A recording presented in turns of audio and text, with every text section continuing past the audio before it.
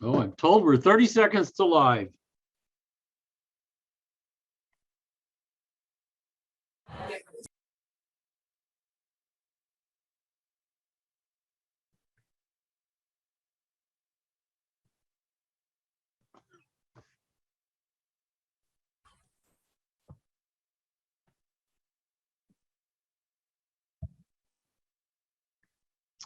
All right, well, good evening. I'm told that we're live.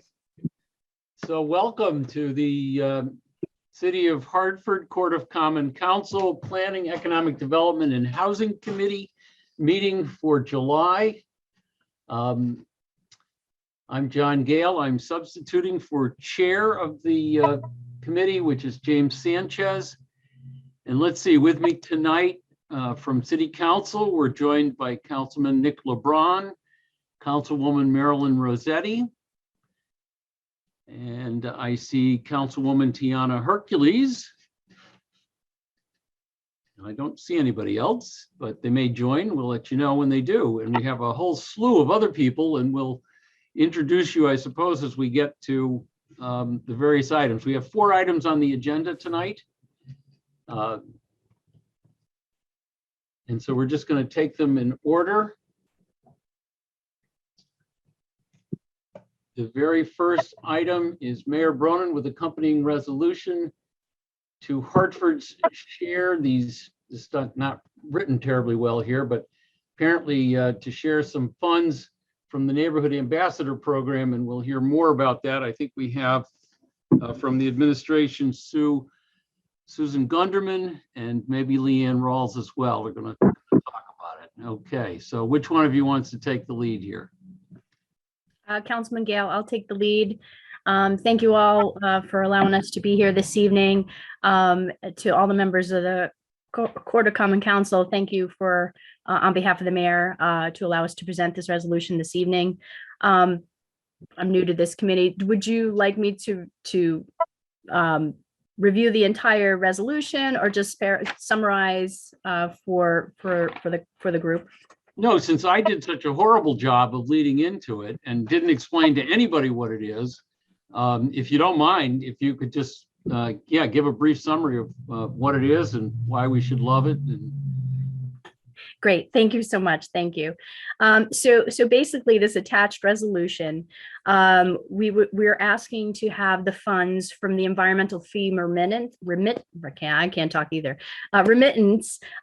the city of Hartford from the spirit and liquor wholesalers. There's a surcharge assessed to these beverages now. They're normally called the nip bottles, to the Neighborhood Ambassador Program. This was established, it's a public act, 2158, an act concerning solid waste management that was signed by Governor Lamont last year. And so these funds are being remitted to municipalities through an assessment that these funds be utilized for environmental measures to reduce solid waste generation or impact of litter from this solid waste. The Neighborhood Ambassador Program is part of the Reentry Transitional Jobs Program operated by the Open Hearth and Open Hearth Works. It was established earlier this year as a job training program to provide wraparound support services, case management, and stable employment in our community as neighborhood ambassadors. These ambassadors have been gaining on-the-job experience doing beautification services, such as litter removal, graffiti identification, and other waste removal and other special beautification projects along our 11 and actually 12 commercial corridors in our neighborhoods. This particular program is not only helping our residents with quality of life, providing job training for individuals who've been formerly incarcerated and recently released, also housing insecure and homeless, find transitional jobs, but it also helps our small local businesses here in our community with beautification outside their doorsteps. We hope that these funds, which are sent to the city twice annually, will provide additional support for these beautification services and help sustain the Neighborhood Ambassador Program far beyond its current funding streams. just to give you an idea, this program also has other funding streams right now, but those funding streams are not guaranteed, and this remittance fee would help sustain it for the future, long beyond any American Rescue dollars or grants that it currently has. So again, I truly appreciate the goal of this program. Also is to create a talent pool of individuals. Once they gain this training and employment, we hope that maybe they'll come work for us at the city or somewhere else here full time in our community. So this program has just launched earlier this year. We've had 9 individuals go through the program so far, and many of them are getting ready and looking for full-time employment. So the best compliments we've had so far with this program is that the community are noticing cleaner corridors in our community. So, and that being said, also the cost to this program roughly right now is estimated just over $700,000, just if anybody has a fiscal question about that. And that's all I have. I could ramble on all day long about this program. I'm so proud of it. And I don't know if Leanne has anything else to jump in. If you have any fiscal questions or any questions for us, we're happy to answer them. Leanne, you want to jump in on anything, or should we ask some questions? No, Sue did a great job explaining the program and what we intend to use the NIP reimbursements for. So with your permission, of course, with passing this resolution, but basically we've gotten 2 checks so far. The city will receive the checks directly from the liquor wholesalers. Both checks came in April, and they covered the October 1st through March 31st timeframe. So we're expecting a second reimbursement for the second half of that timeframe. And that first amount was $65,000, and we're expecting a similar amount? Correct. So it's all based on what they sell is what they have to remit to the city. And you mentioned, or Sue mentioned, that the program itself is $700,000. This would be about $130,000 against that. Is the balance already in our budget? So the balance of the program comes from 3 different funding sources. So it's ARPA dollars, obviously through December of 26. It's CDBG dollars, and then this Hartford Foundation. Hartford Foundation has another contribution, and then this income would be a 4th stream. And if you know, when we passed the budget, did we include knowledge of this income stream and have it directed towards this program at the time, or was it part of the general fund dollars that we were expecting? So, Councilman, I don't believe it's part of the 23 budget, because we were made aware of the program when we received the first check in April. And obviously you had the recommended budget at that point in time, but it's something we will budget going forward. Thank you. Councilman LeBron, any questions?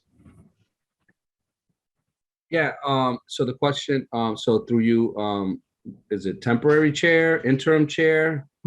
Not sure. We'll go with chair for now. So the question I have is the participation in the program.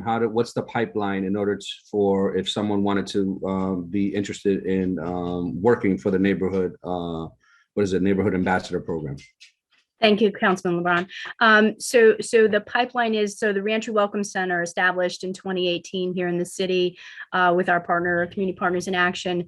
We felt strongly that this particular group of residents were impacted significantly by the pandemic, as well as they're impacted by having a difficult time finding employment after returning home from incarceration. And so the pipeline is that they are participants of the Reentry Welcome Center.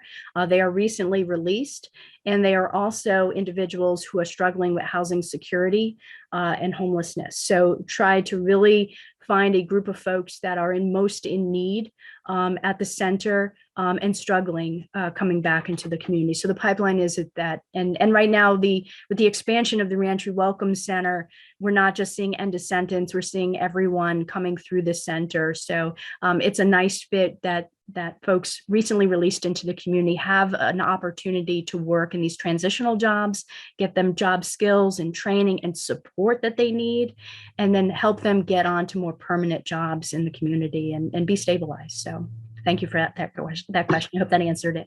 Yes, it did. So the next one is a comment, interim chair. So I just want to comment. I saw them on New Britain Avenue today. I was there at the press conference initially. I saw them on New Britain Avenue today. It was great to see them putting in the work there, cleaning up the neighborhood. I just think it's a fantastic program. My worries, though, are the funding, right? Like the funding sources don't seem to be sustainable. But I guess we don't have to worry about to 2026. We are definitely, that is something that we're constantly looking at. We were fortunate to get CDBG to get us started. The Hartford Foundation is not going away. They're supportive and they're with us. And this is part of the Love Hartford initiative. So the bigger initiative in the city, this is the employment piece of that. And so we have ongoing communication with them, and they will continue to support us as well. So yes, beyond 2026, we want to make sure that this doesn't go away. It lives far beyond all of us, and it's a permanent fixture here in our city. So thank you for this program. It's a wonderful opportunity. I appreciate it. Thank you. Councilwoman Rossetti, any questions? I do not have many questions, as I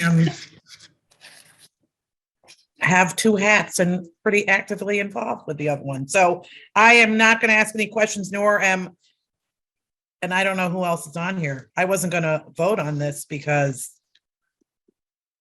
No, we're good in that regard, because okay, because you do wear two hats. I mean, we welcome any comments that you want to make in your other hat. Well, first of all, I want to commend Sue Gunderman for tying together.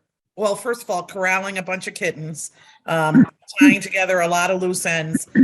With my other hat as the CEO over at the Open Hearth, I really can't say enough what it's done for our organization, in the sense that we had a social enterprise, Open Hearth Works, that unfortunately, like a lot of organizations during the pandemic, had kind of fallen by the wayside because they focused on events and cleanup, and a lot of that went away. But Open Hearth Works was always about someone who had obstacles to employment.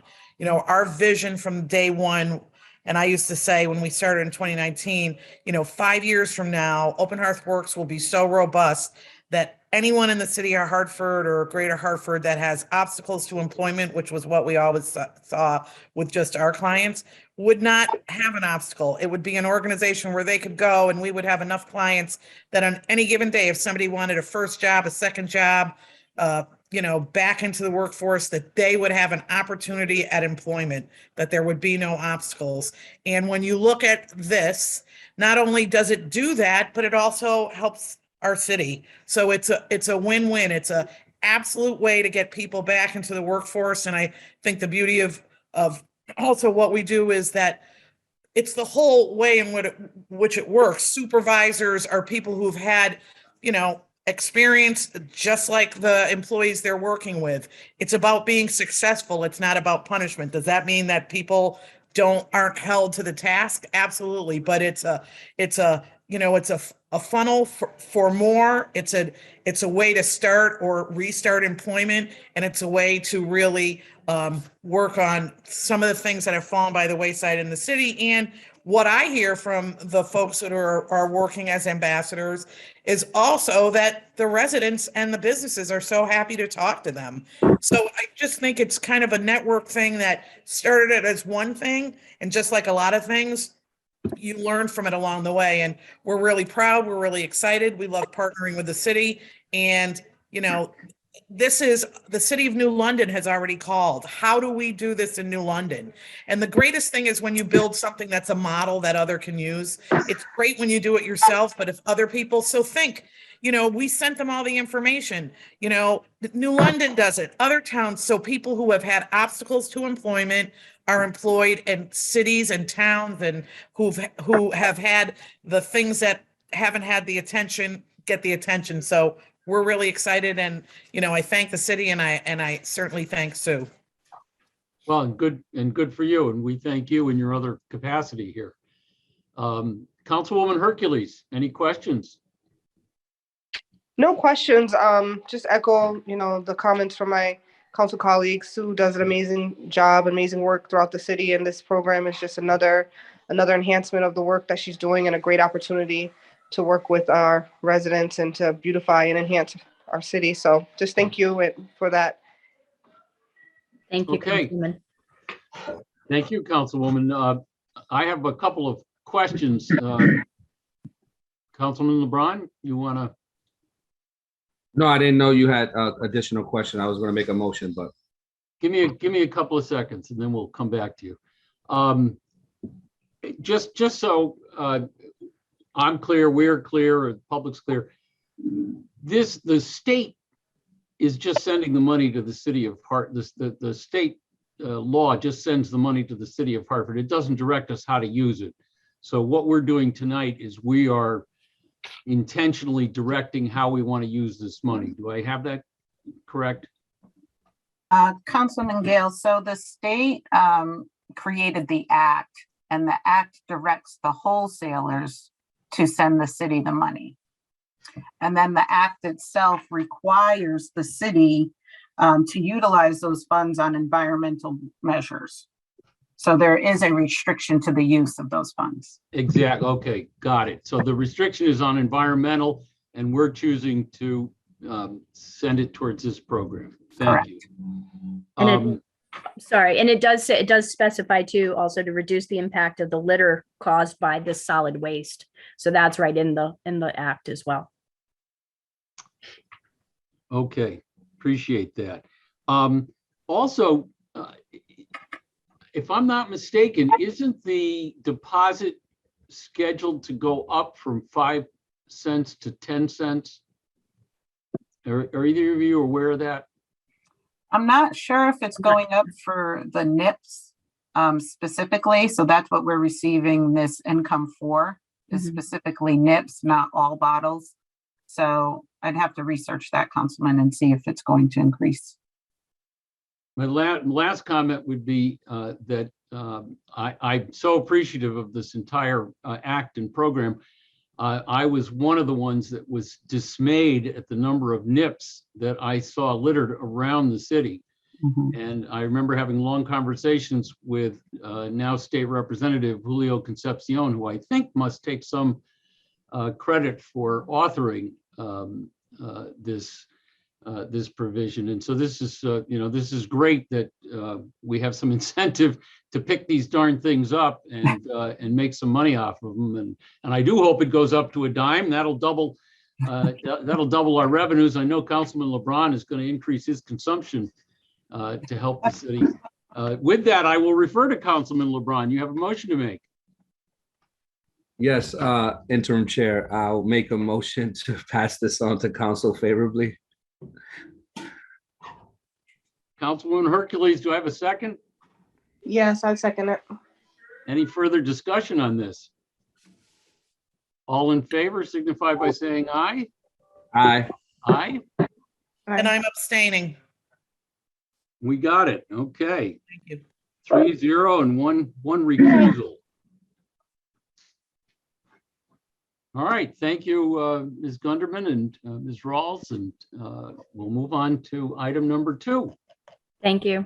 Thank you. Thank you for your support.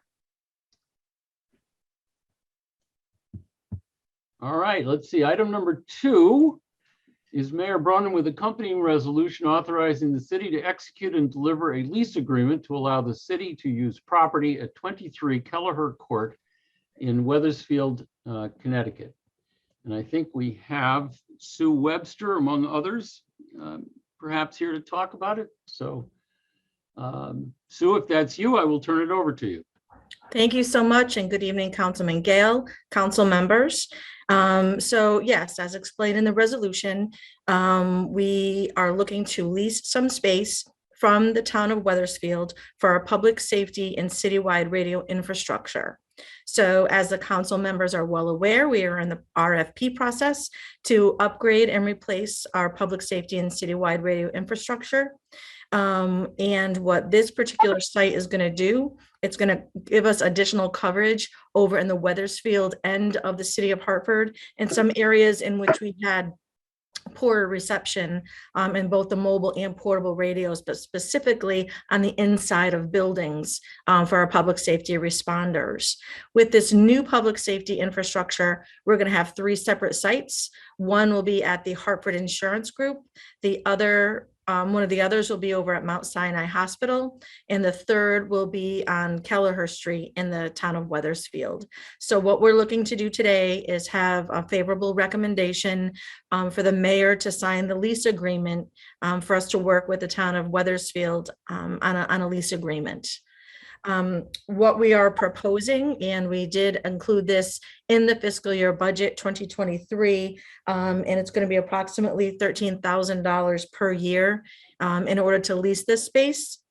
Currently, we are leasing space over at 280 Trumbull from Gruber, and that's about $25,000 a year. And we'll be able to stop the lease over at Gruber when we go to this new infrastructure and replace that with the lease over at Kelleher. And that'll probably save us, give or take, $11,000 to $12,000 a year. So I'm happy to answer any questions that anyone may have. Okay, thank you. Questions, anyone? Councilman LeBron. So the areas, and through you, interim chair, the areas in particular, you said the southeast, would it be considered like the southeast, or is it the entire south? No, it's that entire side of the city. So what this infrastructure is different than our current infrastructure. We're going from an analog-based radio infrastructure where we're transmitting off of the Hartford Insurance Group, and that's covering the entire city. So what we're switching to is a digital radio infrastructure. So we'll continue to have that Hartford Insurance Group site that's going to provide really good coverage, but the 2 additional sites are going to provide better coverage for those responders and other city workers. So yeah, mostly the southern area of the city, we're going to improve the coverage. And that's how we selected this particular site. Just a follow-up question. So prior to this, there was, is it my understanding, like the emergency responders had dead zones? There are some areas in the city, just because of the topography of the city, that the coverage was certainly poor. But the more of a concern is the interior of the building. So when the firefighters or police officers go inside a larger building with thick brick, they were having a lot of trouble transmitting into the building. Now, this new infrastructure isn't going to fix all of those problems, but what we're looking to do is gain it better coverage than we have today within those particular buildings and those areas throughout the city. And then lastly, do you know of, Director, were there any injuries or any like major injuries as a result of this lack of reception? Not that I'm aware of, Councilman, but I cannot be sure, but not that I'm aware of. Thank you. My pleasure. Thank you, Councilman LeBron. Councilwoman Rossetti or Hercules? Nothing from me, thank you. Okay. No, thank you. No, thank you. Okay, a couple of questions, if I may. And it's maybe it's more of a comment, and I don't know if you would know the answer. We don't seem to have a corp counsel with us this evening. Somebody raised the question with me. Every time we enter into a lease in the city or sell property, it's required that the matter go to a public hearing, and that the Planning and Zoning Commission weigh in with a what they call Section 8-24 review. But here we're leasing as opposed outside of the city, and apparently that's not required. Does that ever come up, Director Webster? Not that I'm aware of, Councilman Gale. We have had corporate counsel involved, especially since we need to make sure that we have a good contract in place. And Jim Del Vesco from our corporate counsel has been reviewing it and working with us thus far. So if it needed to go any other route, I would suspect that he would have informed me of that. But I can certainly double check with him and see if there's any additional requirements that we may have missed. It is a multi-year lease, correct? Yes, sir. It's a 10-year lease with 2 optional 5-year extensions. And if you know, what is the present use of the property that we're leasing? Is it a building, a structure? Is it presently used for some reason, some purpose? It's 2 structures located in the town of Weathersfield.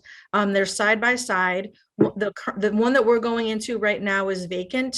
The other one on that same site is used by the town of Weathersfield. There's a radio tower there, and they use that for their public safety radio infrastructure as well.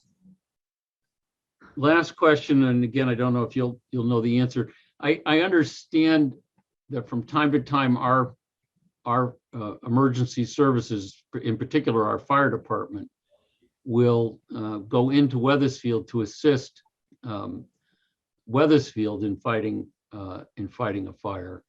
And I don't know that we get any reimbursement for those kind of things. Do you have any knowledge about that? I don't. That would be a great question for Chief Barco. I suspect they would have mutual aid agreements with those other municipalities, but I'm not exactly sure. Okay. Yeah, my thought was that in fact, I think I've heard, if not Chief Barco, perhaps Chief Freeman before him indicate that we do it, but we don't get reimbursed. It just makes me wonder why we're paying them $1,000 to get better emergency services that they sometimes benefit from. That maybe it should be more of a two-way street, but I won't press the issue here tonight. No, I understand the question, and I had the same question myself, quite frankly. Was hoping that they would be better partners with us and allow us a lesser rate. And obviously no contracts have yet been signed, so we can continue to push forward on that front. Good luck. Tell Thank you. them we're going to start charging every time we send one of our fire trucks over there. I will, and I'm going to send Councilman LeBron. He's going to come with me. Okay. All right. Well, thank you. Any other questions from anybody?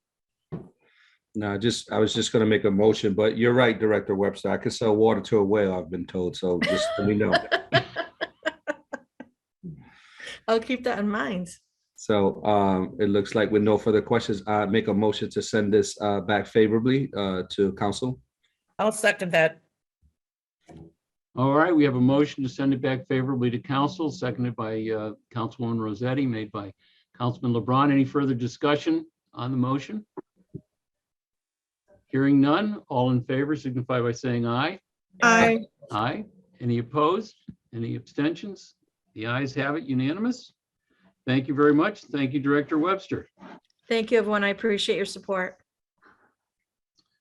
All right, moving right along. Item 2.3 on our agenda tonight is Mayor Bronin with accompanying resolution authorizing the city to amend and extend the lease of 40 Coventry Street for 15 years with Inter-Community Recovery Centers, Inc. And I note that here we are leasing to someone else, and this does require that 824 review and does require a public hearing, which is going to occur on July 18th. So this committee will not have had the benefit of all of the potential input on the subject until after the public hearing. So we're going to take in any presentation to be made tonight, but we're not going to take any action on it tonight, except to postpone it to the next committee meeting. And I think that we'll still be able to take action on this in our August meeting. But we're not going to take any further action on it tonight other than to receive the presentation. So that said, I know we have a number of people here who are from intercommunity, and I'll let one of you take the lead and introduce the rest of you. How's that? Great. Well, thank you so much, Councilman Gale, and to all the members of the Court of Common Council. I'm Kim Beauregard. I'm the CEO of Intercommunity Healthcare, and it's a pleasure to be here. We are very, very appreciative to you listening to us tonight and working with us. I can't tell who's in what corner of the screen, but Tyler Booth is joining us, and he is our Chief Operating Officer. Jeffrey Hughes is our Chief Finance Officer, and we're very happy to have one of our board of directors who's here with us tonight, Sasa Harriet, who's the CEO of Harriet Home Healthcare Services and has been with us for quite a few years. And we're happy to have her here with us also. So yes, I think, or I'll say just a short message for those of you who don't know us. We're a community health center, a federally qualified health center. We're also considered a local mental health authority by the Department of Mental Health and Addiction Services. We've been in business 45 years as intercommunity, but around 7 years ago, we merged with the old ADRC, Alcohol, Drug, and Recovery Centers, which has made us the organization that we are now. The old ADRC, it'll be 50 years this year that organization, us as intercommunity, has been in the north end of Hartford on Coventry Street. We lease 56, 46, we call it 16, you call it 40. I don't know how that happened, but we lease that building also, and that is where our community health center is. So we pride ourselves very much on being very deep into the integration of primary care, behavioral health, and addiction services. We have worked and continue to work with the opioid epidemic, providing many services, including medical assisted treatment. And we also provide from beginning of life to end of life services. So we're also very involved in children's mental health and adult mental health. And then on that campus, we have over 100 residential beds where men and women and children can live while they're in early recovery. So we're very proud of the work that we do. We've been around a long time. We've partnered with the city for all of those years and continue to look forward to a partnership. What we're requesting tonight is to a 15-year lease for 40 Coventry Street. What that is going to allow us to do is to put an addition on. We've had several meetings with Mr. I. Charles Matthews, with Amy, and with Aaron. So we're very grateful to them. And what we're looking to do is to get the lease so that we can proceed at our own cost to do the addition of approximately 3,500 square feet. It's imperative to us for the services that we provide through the pandemic and really before. We are just so, we have so many staff and clients in such a small space that certainly during COVID, it was a safety issue. And we do just a tremendous amount of work in the community. We provided over 18,000 services, healthcare services last year of primary care, behavioral health, and addiction services. 88% of the people we serve are from Hartford. And we do have about 25% of our staff who live in Hartford and many of them in the North End. So we're very committed to that area. We're very committed to the work that we do and know that there's a lot more work to do and really would love the recommendation from this council to be able to get the 15-year lease so that we can go to our board of directors and then begin the addition as soon as possible, because we do feel like it's time sensitive because again, we're seeing people every single day. Staff, we have about 5 staff in one room. Again, we make it as comfortable as we can for people, but we have a lot of services going on and we need the additional space as soon as we can. So any questions, certainly, we'd love to work with you and hear your questions. Thank you. Did either Aaron or I see Amy Chambers is on this. I don't know if either of you want to weigh in before we take questions? Yeah, good evening, council members. I think the only thing I would just add is that this is actually a 15-year lease extension. So it's taking the existing lease and extending it by 15 years. In that agreement, it does allow for intercommunity to go ahead and do an expansion of the building. The only other terms that are part of this request would be to extend the lease for 15 years. As you may all know, this is actually all part of 80 Coventry Street. So you know that we're in the middle of doing some environmental reviews of this property. So our ability to extend and for the addition will also rely on just making sure we've protected our liability under any environmental conditions. I know that intercommunity has already done some preliminary work as well. We're in the middle of doing that. And so don't foresee anything, but that's in there just in the event that it may or may not trigger anything. The other piece is that we have the ability in this term to dissolve this lease in the event that, as everyone else knows, this is one of our 10 transformative project areas. We were trying to figure out a way to have a balance to support intercommunity to continue to do the great work here in the city, but also recognize that once we're done doing the environmental assessment, as you all are aware, there's a lot of attention and attraction to that specific property for the wellness district. So we're going to be going through some planning efforts within the next year, right after we do the environmentals. So in the event there was anything that would change in that, I don't foresee it. There might actually be some bigger and better ideas. We just wanted to reserve that right within this extension as well. Other than that, all other terms will stay the same. And then you'll just see that as we effectuate the lease, because of the expansion to the building, we may have to work through some terms there, but otherwise they're minor in nature, and we'd be able to move forward. Okay, thank you. And let me just note that Ms. Howard is the Economic Development Director for the City of Hartford. Now, Councilwoman Rossetti. Thank you. First of all, hey, Kim, how are you? Hi, Marilyn. It's been a little while. But... Thank you for your work. So, Aaron, you touched on that. I know that is a area that's looked at it with a wider scope for other endeavors. So you said that there's a way for us to get out of it, but then to they would be putting money in with an addition.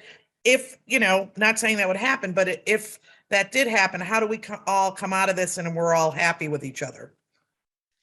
That's a great question. I think this was a risk, and not to speak for Kim Bugard, but I think this was a risk that intercommunity was willing to take. I think that the demand for services is so great that even if we think about it, redevelopment of that site could still take some years as well. And I think we would do our best to try to work with intercommunity regardless. So I don't really foresee it being a big deal, but that was raised by the administration to intercommunity, and they were more than willing to still proceed with that understanding.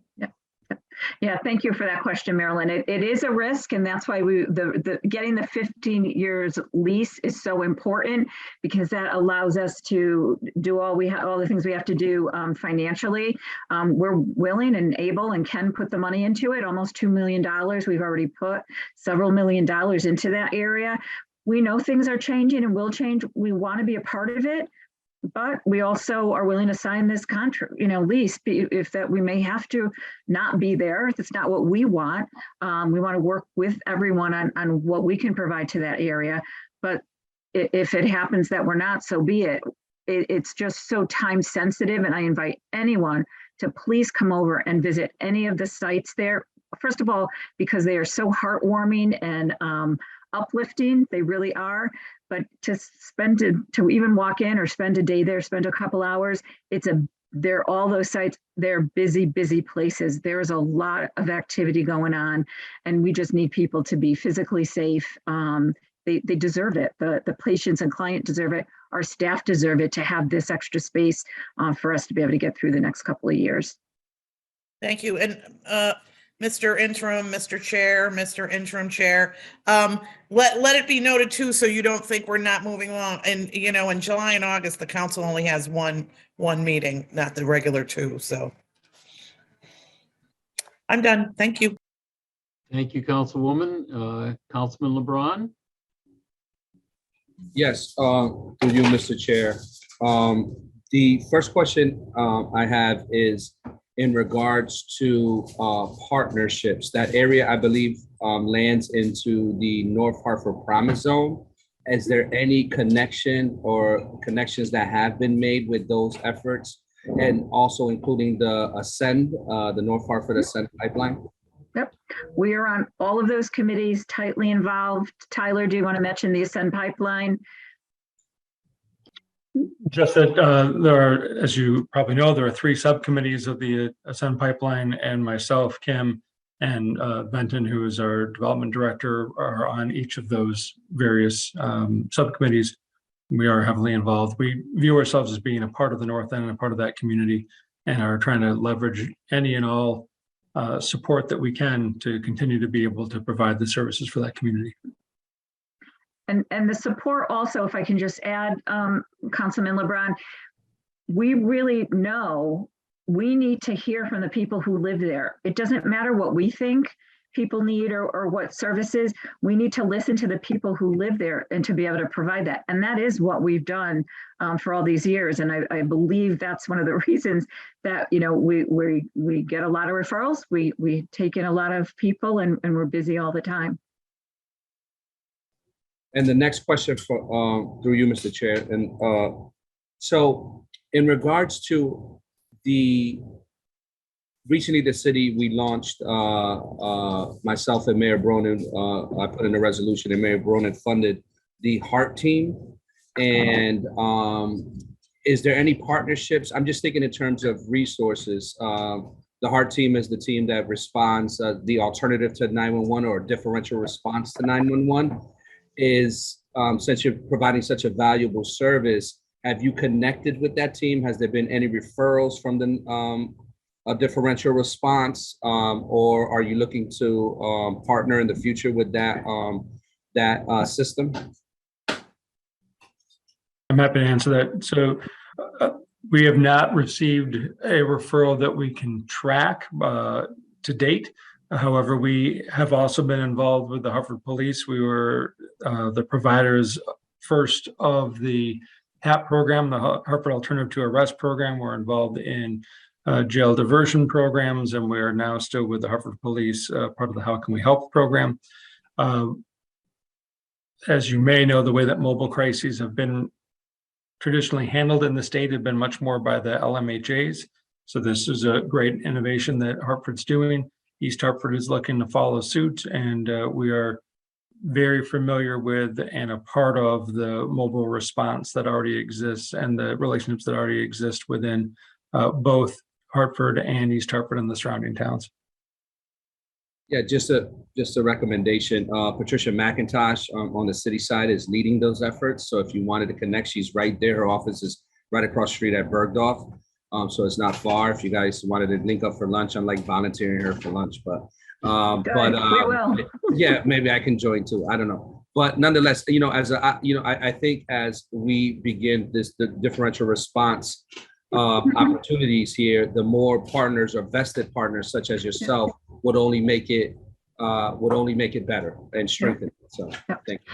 And again, something we believe in strongly, you know, there's competition everywhere in the world, and competition is good, but there is enough issues, right, in the world, in our nation and in our cities, where we need all hands on deck to be able to take care of the multitude of issues that people are facing every day. So we're definitely willing to do that. We have connections with, you know, Hartford Communities That Care, with the violence prevention.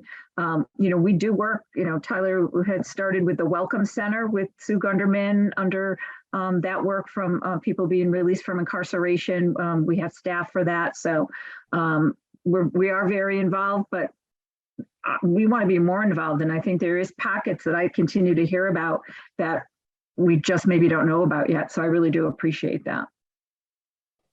No problem. That's all, Mr. Chair. Thank you, Councilman. And you truly are the salesperson. Councilwoman Hercules, any questions? No questions for me. Thank you. Okay, couple of questions, if I may, or one question and maybe one comment. I understand we're extending the current lease by 15 years, but what is the what is the end date of the current lease? When does the current lease end? 2026. 2026. So we're going from 2026, we're extending this to 2041 then? I believe that's the 31. case. I want to check with Aaron. 31, It's 2041. 41, yeah. 41, yeah. 41. Okay, yeah. I'm sorry. I thought I heard something else. That's Yes. what my math said. Yeah. And not familiar with the lease. What are the lease payments that are made in accordance with this lease? Jeff? I don't have the exact number offhand, but we have kind of an agreement with the city that we handle almost all of the activity that goes on inside and around and on top of that building. If we have issues with water or the sewer, things like that, the city is helping us. But if we need to update the HVAC system, do common repairs and things like that, we don't go to the city for that. But I can get the information in regards to what we're currently paying, if you'd like, at the end of the meeting. And since 2000, we've invested over $6 million into the 3 properties that we rent for the city. That's all improvements to city property. Mm-hmm. So I kind of recall you were in front of council a couple of years ago on an electricity issue of how we were divvying up some electric bill. Mm-hmm. So it sounds like there's not an actual lease payment. It's more that you're covering services and expenses as well as investing. There is a lease payment, Mr.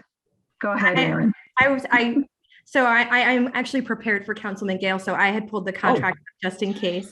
Thank you. You're welcome, no worries. The original lease was for a 10-year term, and it was about $15,000 per year to increase 2% annually. Yep. And then we did pay something. yes, and then we pay the water and electric costs for the property, and then they, like I said, they have made significant investments in the properties since for improvements and that sort of thing for the properties. Well, I see that. Go ahead, Councilwoman Rossetti.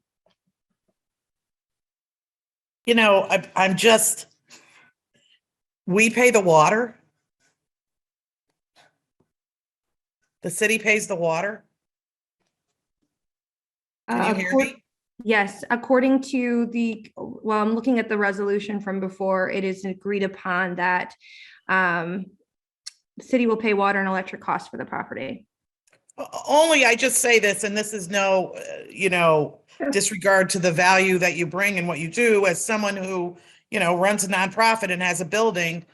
Utilities have gone up incredibly, and what we're doing now is not what was signed 10 years ago. And again, you don't know what you're paying monthly right now. I think you said $1,500. I just think the utilities we probably are paying are more than what the rent is.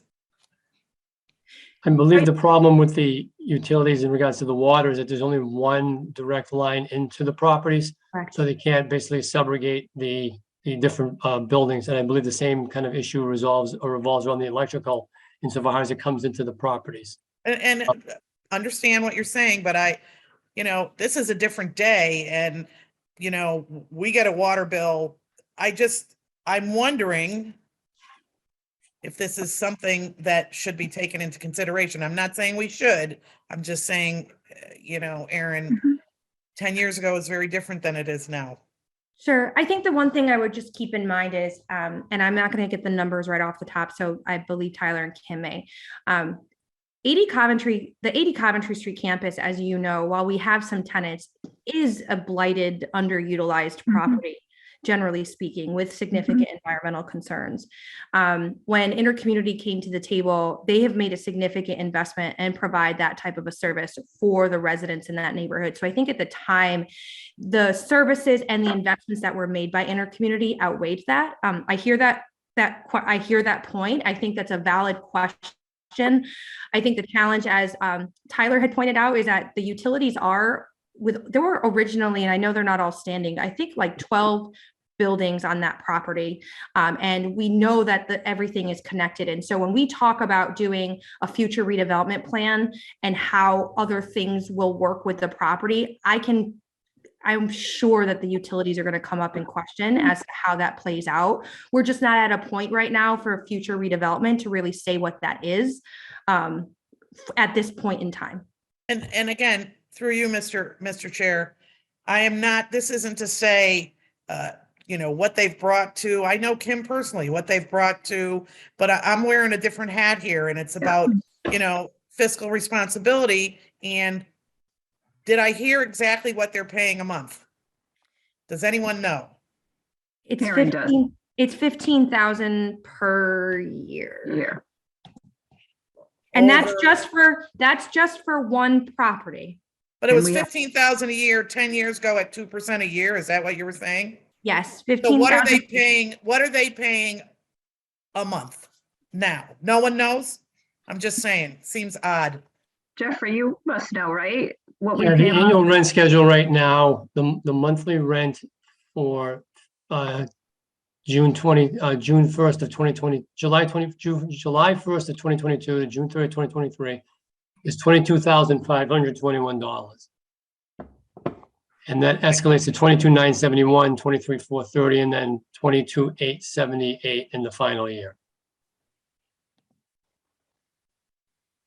So you're saying you're paying about $1,800 a month. Correct. But as Tyler maybe pointed out, or as Erin pointed out as well, in the last 2.5 years, we've invested over $2.1 million. No one's debating that, Jeffrey. I'm just trying to get to the point of what I understand you've put in investment, but I have a different perspective here.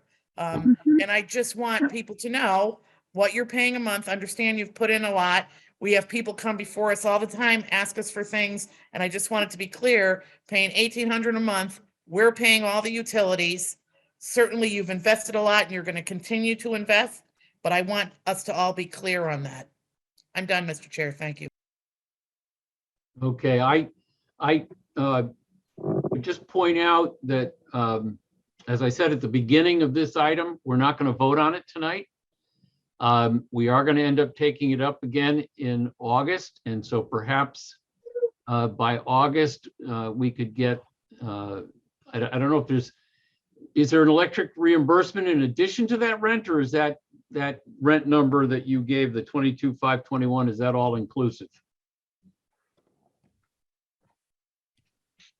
That is all inclusive. Okay. I was going to say perhaps we can get some better numbers, but maybe we already have the best numbers Yeah, that we're going to get. Okay. May, for clarity, Kim, please correct me if I'm wrong. You actually pay leases on all three of the buildings. So that 22,500 that you just mentioned is only for this one particular proper building. You do pay, I believe this shows 20,000 again with escalators 2% per year for the other two buildings. Is that correct? 20,000 each. Yep. So, right. So for the city is getting about approximately $60,000 a year from us for those buildings. To just keep it in perspective. So the one thing I would ask from Development Services to come back in August, to Councilwoman Rossetti's point, no one, we all think that this is great work that's being done, but the other side of it is we don't want to find out that we, the city, are subsidizing in that the electricity and the water exceeds the amount of the lease payment. Now, I understand that there's 1 meter for each of them, perhaps. But that said, I should think there'd be the ability to have some rough calculations as to what the total water bill is for the whole site and what percentage we think intercommunity is using, and likewise for electricity. So I'm kind of hoping that you might come back in August and be able to give us at least some point of reference on those two numbers, so we have some idea. Is that something that sounds doable, Director Howard? Yeah, absolutely. We can coordinate with DPW, and Kim will follow up, and we'll try to see if we can do the breakdown and that sort of thing, for sure. Appreciate it. Councilman LeBron, did you have another question? No, it just, So I think you asked the questions and for folks to come back, but it just reminds me of, I think most people know I work, my day job, I work with a lot of youth, and in my volunteer work, I work with a lot of youth. And there's a saying that they're saying now about one of the popular rappers, and that is, yesterday's price is not today's price. And it just reminds me that, you know, what we signed years ago with the electrical and water probably is not the same. And the 2% increase, the water and electrical has far risen any 2% increase. And so, you know, I appreciate all the investments on the city property, but I think, you know, if we can have concrete numbers, that would at least let us know what we're walking into so we can vote on it with confidence. And Aaron, is that something that you can get those concrete numbers for the electricity and the water? Or do you want? Yeah, let me see. We'll talk. Yeah, we'll talk. Again, I just need to talk with DPW to get a sense if we can do that. Okay. Through you, Mr. Chair, certainly, you know, we have a building, we have different contracts, we divide our utilities up by square footage. I'm not saying I do it, but somebody smarter than me does it. And I'm sure there's a way out there to do it. Excellent. Okay. The one other comment I want to just add to the mix here is that I was contacted by the chair of your board of directors, Bill Young, who, you know, of course, wanted to chime in. He's apparently away tonight, couldn't be here. But note for the other council members and the public that the chair of Intercommunity is also a Hartford resident, Mr. Bill Young, and he did contact us regarding this. So if there's no more questions, I'll entertain a motion to postpone this matter to the next committee meeting. So moved. Second. Well, that's non-debatable probably. So all in favor of postponing this to the next committee meeting, say aye. Aye.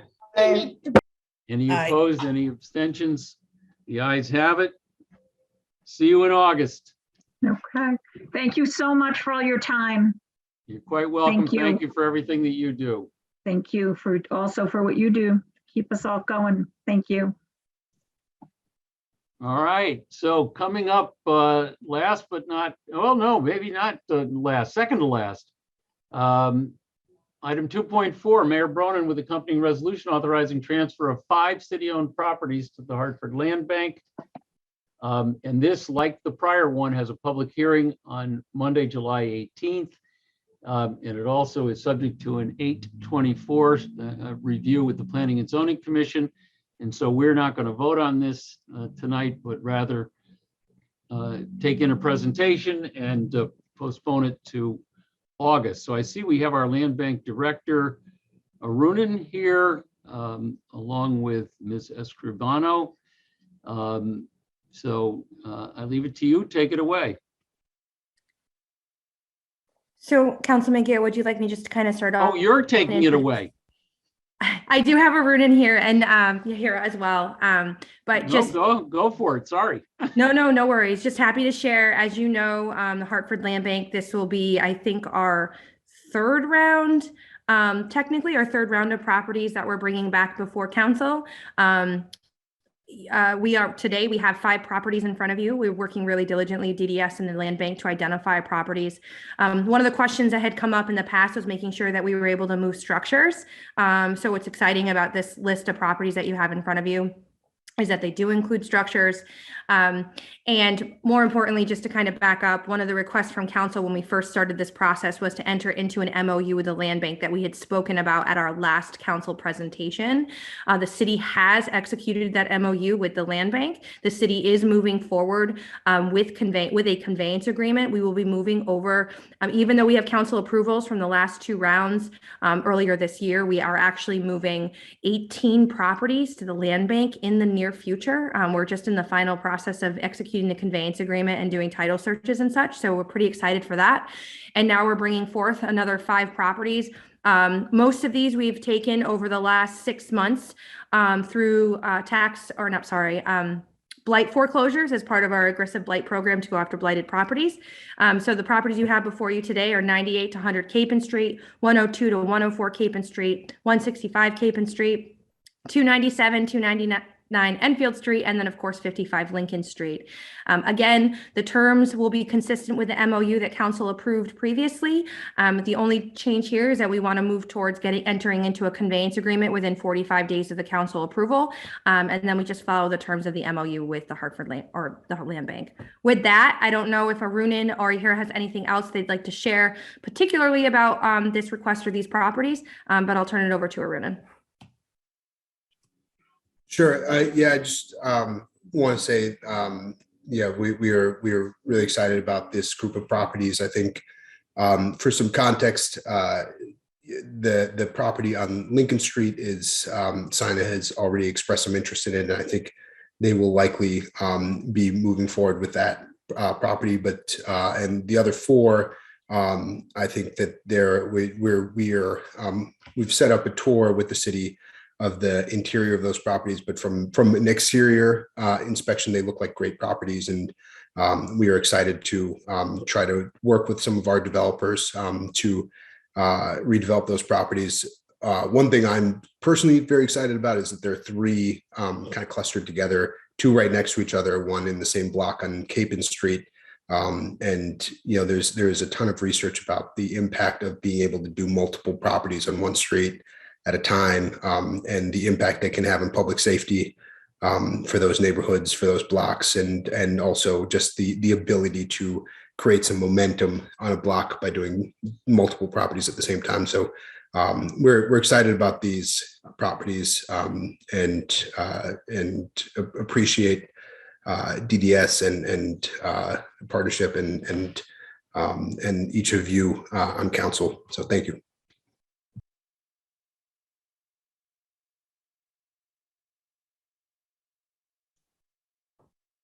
Okay, questions from my colleagues?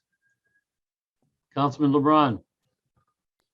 So through you, Mr. Chair, the property on Lincoln Street, is that the property like right next to that Papa John's Plaza on Broad and Lincoln? Yeah, it is in sorry, I'm not sure if that's for me or Aaron, but yeah, that is. It's the house right next to the plaza, right? That got the bodega and the Papa John's. Yeah, I believe that's right. Okay, and so the question that I have is that I frequent that neighborhood often, and Lincoln Street in particular. So the question that I have is, in that area or in that house in particular, there has been homeless situations, and there are people living in and around the property. So when you go into a property like that and you see folks that essentially have been staying there, how do you do? Is there an effort to engage them into programs and services? So if I may, what I can say is one of the things that we can do and work with the land bank is, I know the mayor's office, we have someone, and I apologize, there's someone on our team that does homelessness outreach.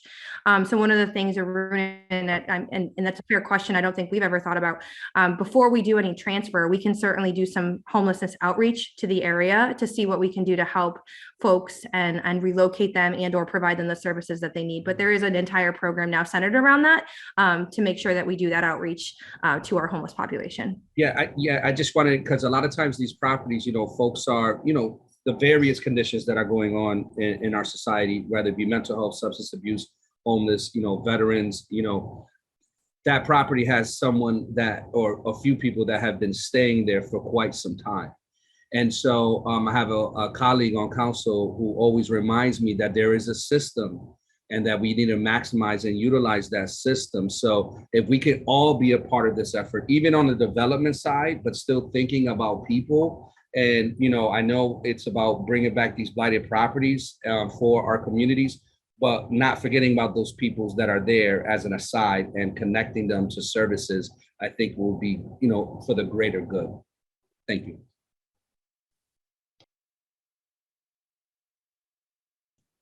Councilwoman Rossetti. Thank you, Mr. Chair. I wonder who says that to Councilman LeBron. can't begin to think. But with that said, you know, also you can utilize the Heart team. That's a great, you know, entity to go out and talk to folks. But Mr. Chair, through you, if I may, this is more of a statement than a question. And I want to say this publicly so people continue to hear it. You know, this is me personally as a council person. I love what the land bank is doing. I love what it stands for. I know how long and hard it took with our former ED, Laura, to get it going.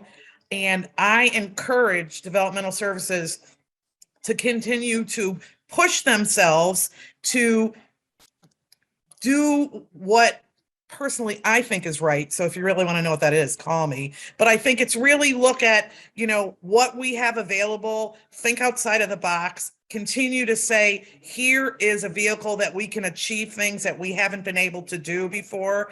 And I really hope we take that opportunity and we continue to do it. And I know from my years on Hartford Community Loan Fund Board, the more impact you make, particularly as Arun spoke to, doing things in, you know, in groups and or structures really makes a difference in the neighborhood. So I continue, and I'm saying this to you, Aaron, I continue to push you to say, you know, how can we do this? How can we do it better? How can we really think in a way that we hadn't before? And now I'm done, Mr. Chair. Thank you.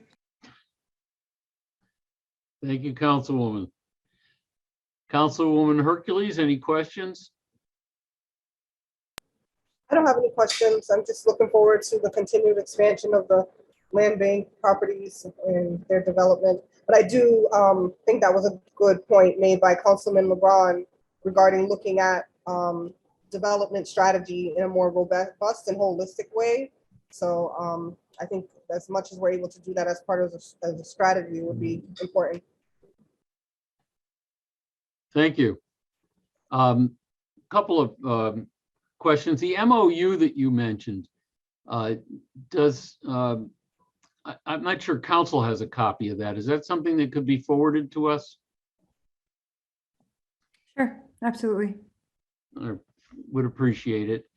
I think we should probably all take a look at it at some point. The Capen Street properties, the 98 and 102, which I see are right next to each other. That one kind of goes around the other. It looks as though they are right adjacent to the old St. Michael's Church. And I know the Catholic Church kind of abandoned St. Michael's, and I don't know if they put it up for sale. Do you know what's going on in the church right now and in the church property at the corner? I do not know. Arun, I don't know if you have any information, but that's something we can follow up on if we don't. I don't have any information on that specifically, and would love to know as well. Those two houses, I believe, were parish houses or potentially part of some nunnery. They are kind of the back is sort of adjacent to the lot at St. Michael's, and there are ramps that open into that lot. So I think those were all part of that same, if not physical parcel, the same ownership at some point. Yeah, well, I do hope that the church is being occupied. We're making efforts to improve the area there. That would certainly seem to be a big actor in that area. So, Councilman Gale, just as a FYI, St. Michael's and St. Justin's merged, and so all the parishioners there now go to St. Justin's. So it's called St. Justin's, St. Michael's. Yeah, no, I'm actually aware of that, but they moved out of St. Michael's and they're over on Blue Hills Avenue, if I'm not mistaken. So, and I do recall that the church had that property up for sale.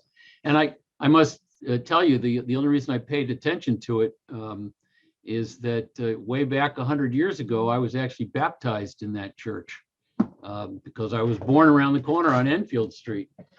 Have some little connection to it. Anyway, I have no other questions. Anybody else have anything?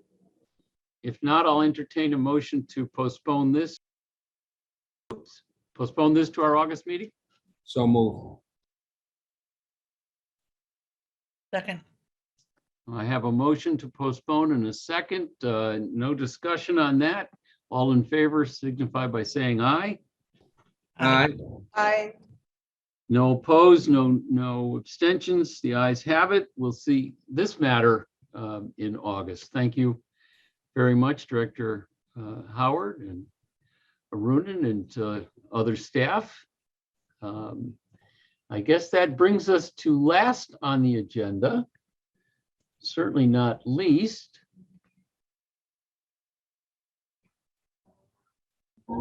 Cannabis presentation from Director Amy Chambers. Hi, good evening, council members. Thank you for having me. I just wanted to confirm because I'd had some conversation with Councilman Sanchez and with Council President with regard to coming and doing the presentation that you all would like me to proceed in this meeting, given their absence. I know this has been a long time coming, and I just wanted to just double check because we'd been discussing this on a couple occasions and it had been canceled. You know, you're catching me flat-footed because I'm interim or temporary or whatever other. You know, I was asked to fill in for Councilman Sanchez because he's unable to be here. I'll defer to other members if this is something that's been of tremendous interest to Councilman Sanchez or other members who are not here tonight. You know, certainly happy to push it to August. I really don't know what I wasn't involved in asking you to be here, so I can't really comment. Anybody else have thoughts on this? Just two things. The first of all, Director Chambers, and through you, Mr. Chair, you know, I just feel bad that you waited like an hour and 10 minutes to tell us that. So I'm sorry about that. The second thing is that, you know, this is like a presentation that like I believe everyone is super interested in. And so in order for you not to have to duplicate yourself, answer questions over and over, I would recommend that it just be done, you know, while everyone is present, if we can. But on the other side, we do have to take into consideration like how further we can delay it as the inevitable is coming. And my recent understanding is that in December, things are going to start rolling out. So I'm not sure how much time we need to make informed decisions and understand presentations before things start rolling out stateside and probably locally in December. So I guess that question is for you, Director. So I would say things are rolling out as we speak, and that I think both at the state level and local level, we anticipate, you know, to have things move forward much sooner than December, Councilman LeBron. We actually have before us in planning and zoning now an application for a cannabis retailer that is in the midst of public hearing and one that is on the agenda for public hearing in a few weeks. Obviously, those individuals, those entities will need their licenses from the state before they could open, but this is something that is in progress presently. So yeah, I mean, I apologize for the question. I know it's a little bit awkward, but I just wanted to make sure, just because, you know, I know that there was interest from members who are not present here tonight. Councilman Gale, if I may speak. Yes, sure. I just got off the phone with Councilman Sanchez. He's not able to log on, but he has landed, and yes, he would like Ms. Chambers to follow through with the presentation, because at least we'll have it recorded. We can see it in the future. Okay. Well, okay, there you have it from the real chair. Perfect. So with that, if it's okay, I'll share my screen. I do have some slides prepared to walk through with you all. Yep, it's fine with me. I'm not sure I have the capability of saying yes or no, so perfect. Awesome. Okay. Okay, so once again, thank you for the opportunity to present tonight. My name is Amy Chambers. I'm the Director of Planning within Development Services for the city. I have been asked to provide a presentation related specifically to adult use cannabis. I am providing this presentation with information both at the state level and at the local level. I'll try to go through these slides relatively quickly. It is a lot of information, but I'll be happy to answer any questions. And just for reference, I'll provide you all with these slides, but I have also provided a link both to the state's language related to cannabis. That website contains FAQs and the Public Act itself, as well as the zoning regulations, which were recently put on MuniCode and are very accessible now. So the legalization of cannabis, I'm going to start with the state's language. So this is Public Act 2021-1, an act concerning responsible and equitable regulation of adult use cannabis. This was passed last July 2021, and it legalized cannabis within the state of Connecticut. Within the act itself, a few points. Possession of 1.5 ounces of cannabis on adults is now legal, and that would be over individuals over the age of 21. Additionally, possession of an additional 5 ounces of cannabis in a locked place, either in your home or vehicle, is also made legal. Medical marijuana patients, those 18 and up through the act, are able to grow plants in their home. As of last October, there is a cap on a total of 12 plants per household. And all adults, individuals 21 plus, will be able to grow under those same rules starting in July 2023. And just a note on that, if you are growing plants in your home, the act does state that they need to be not visible from the street. I believe they also are, I'm not sure if it's required or preferred, but need to be indoors. The act also created the Social Equity Council, which is a council that is tasked with making sure that the adult use cannabis program as it rolls out is equitable, and that it ensures that funds from this program are brought back to communities that were hit hardest by the war on drugs. And the act was recently amended to include some additional provisions. The Department of Consumer Protection is a responsible entity for licensing and regulating both medical and adult use cannabis in the state of Connecticut, and the medical marijuana provisions are a separate provision under Chapter 420F, and that has remained in that separate provision. Just again, with regard to use, and this is the state law, individuals are not permitted to smoke or vape cannabis in any place that you cannot smoke or vape tobacco. Cities and towns may enact ordinances to regulate whether and where cannabis can be consumed in public. Landlords may prohibit smoking and vaping, but generally may not prohibit possession or consumption of other forms of cannabis. Cannabis use will be prohibited in state parks and on state beaches. And the law allows employers to continue to enforce drug-free workplaces. There are some exemptions to employment provisions in the law. There are provisions for the way drug testing may be treated, and as well for policies to be put in place in the workplace if employers are going to have policies moving forward around marijuana specifically. And the law does allow all employers to take adverse actions against employees if they are at work impaired.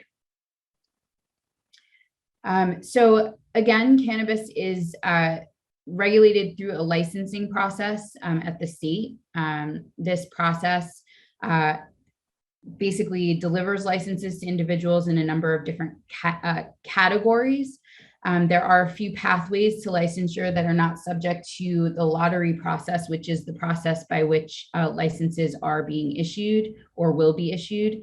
Those exemptions are that current licensed producers converting to an expanded producer license. So if you're currently producing for medical marijuana and you're expanding, you may do that without having to go through a state lottery. If you are currently a licensed medical facility and you're converting to a hybrid facility, so you're going from doing just medical sales to doing sales for both medical marijuana and for adult use. If you are making an application for a cultivator, and I'll talk some more about what that is, but if you are making that application and you're in a disproportionately impacted area, defined as a census tract within the state that has a historical conviction rate for drug-related offenses greater than 1/10, or an unemployment rate greater than 10%. If you are a social equity partner, so you're an individual who has been defined by the Social Equity Council as a social equity partner, or a equity joint venture, so that would be a venture owned 50% by a social equity applicant and 50% by another business. And then all other applicants, as I mentioned, must go through the lottery to be eligible for provisional license. And I apologize because I also can't talk today. It should be noted that applicants can make multiple applications for different types of licenses through the lottery process. However, as far as licenses being awarded, only 2 licenses of the same type can be awarded to any applicant. And if there are joint ventures that are taking place with the same backer, so part of that joint venture, those establishments that are actually put in brick and mortar on the ground have to be a minimum of 20 miles apart from one another across the state. This is a snippet from the state's website. This is with regard to applications that have been submitted. This is data as of July 6th. So Councilman LeBron, to kind of circle back to your question, we are very much in process, or the state is very much in process in terms of receiving applications. In terms of the credential type, these are the various types of applications that are being made. So for delivery services and food and beverage manufacturers, et cetera. These numbers are then broken down by the social equity applicants and individuals entering the general lottery. And it should be noted that this data is self-reported data. Individuals who report to be social equity applicants would then have their applications reviewed by the Social Equity Council to verify that that is the case. I won't go through everything that's on this slide, but this is just taken directly from the state site. There are within the bill a number of prohibited activities associated with advertising for cannabis. And that really limits, making sure that we are in any municipality or any place within the state not targeting advertisement to underage individuals, and additional provisions for signage, both for businesses and for addressing signs on billboards themselves. So I can circle back to that if folks have questions. So the state law does speak to the process at the local level pretty broadly, and then asks the local municipalities to kind of zero in on their requests and requirements with regard to local zoning. The state law states that a municipality must have established zoning language in order to allow cannabis establishments to operate within their community. And here again, we're making a distinction between medical marijuana facilities, which were already established, and what was established under the new law, which are adult use or recreational marijuana facilities. So those provisions that the state law expects the municipality to put into place fall under the zoning, and that would include limitations on the number of permitted establishments of each kind. Each municipality has the authority to establish restrictions on the proximity of cannabis establishments to any of the following uses. Those are churches, schools, convents, charitable institutions, hospitals, veterans' homes, barracks, etc. For a cannabis establishment to operate, it must have zoning approval from local authorities. This is a process that is pretty similar to how liquor licenses are issued. This is Something that is also regulated by liquor licenses are also regulated by the Department of Consumer Protection. In that process, an individual would begin their application with Department of Consumer Protection for their license.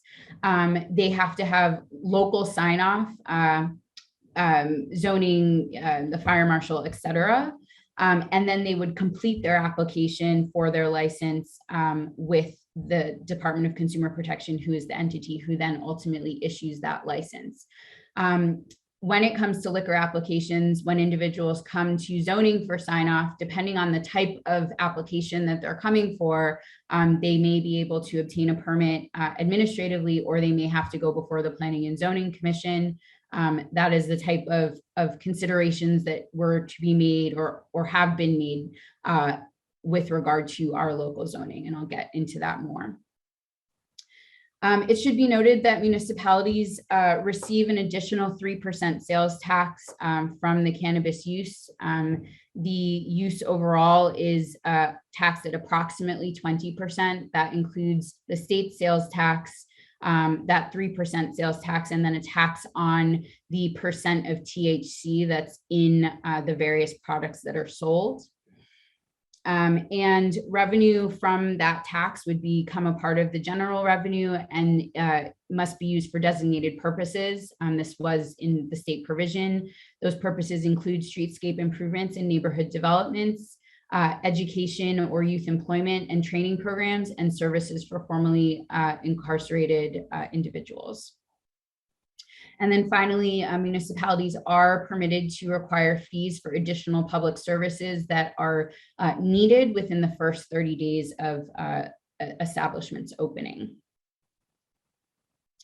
So with that information, the Planning and Zoning Commission began the process of developing language for a text amendment to allow for cannabis uses within the city.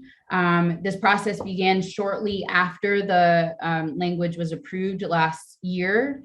This is a quick timeline, but between July and August of last year, I gave presentations on both the changes that occurred at the state level and to the Planning and Zoning Commission presentations on how other municipalities in surrounding states, including Massachusetts and New York more recently, have taken those changes made at the state level and administered their own zoning.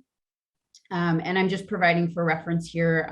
We do post our meeting minutes on meeting info, and so that can be found there. In August of last year, the Planning and Zoning Commission formed a small committee that began reviewing the state text and reviewing some of the zoning language that was submitted to them through those presentations. In August and through the end of September of last year, the topic of adult use cannabis remained on the agenda for planning and zoning as a new business discussion item. During that period in time, the planning and zoning commissioners who were working on that small committee reported back to the larger commission about their conversations and questions and concerns with regard to developing text amendment language. In September, the staff within my division who attend the NRZ meetings began making announcements at the various NRZ meetings that they attend, NRZs and Merchants Association meetings that they attend about the state's legalization of adult use cannabis and about the Planning and Zoning Commission's intention to initiate a text amendment. In addition to making announcements in those meetings, our division posted on social media and sent out via our Safe Streets newsletter and our Planning and Zoning newsletter that these discussions were taking place. As part of that process and as part of those meetings in planning and zoning, we received feedback about a number of different elements. There was conversation about whether the use would be only allowed in downtown zones or allowed in the neighborhoods as well. There was specific question and conversation around utilization of the zoning to impact or not impact residential areas or largely residential areas. Questions about just allowing the use in general, as other municipalities were considering or did enact moratoriums through their zoning. Questions about the impacts of the different types of uses in different zones. So again, there are, I believe, 14 different types of uses named by the State Public Act, retailers being one of them. I'll go through them in more detail, but I'm just talking about how the intensity of each of those types of uses and how they may impact the different zones and the characterization of the various zones on our zoning map. Questions about hours of operation, about dispersion requirements. So where might a retailer be able to be located in regards to or in relation to another retail establishment, or where might they be able to be located in relation to a school or church, as previously noted.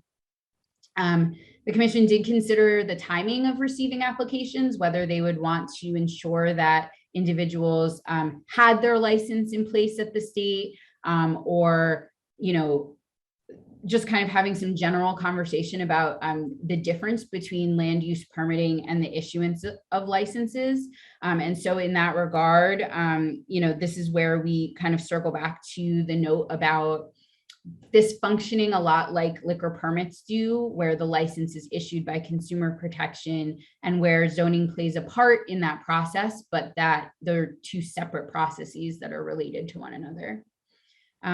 There was also feedback about being mindful of the goals of equity, which is a really big part, you know, wrapped into and central to the state's Public Act. And then question about the number of retail establishments specifically that would be permitted within the municipality. And that it was mainly because when the first language came out, there was expectation that there would be a cap on the number of retail establishments allowed in any single municipality on the basis of their population. That has since been removed. In October, that item was listed as an application received on the planning and zoning agenda. In late October, the second meeting in October, it was put on the agenda to begin public hearings. The public hearings were opened October 26th, and there was a second meeting November 9th, and then a third meeting November 23rd for public comment. And on November 23rd, actually in the November 23rd meeting, there was no comment. And so the commissioners moved forward with a vote, after which there was a 15-day appeal period.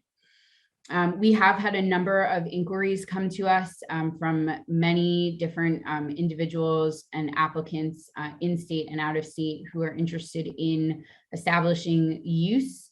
As of this day, this writing, as I mentioned before, we have only 2 applications, both for retail establishments. This is a snippet from our zoning regulations themselves. This communicates what zones the use is allowed in and how the use was broken down in our zoning regs.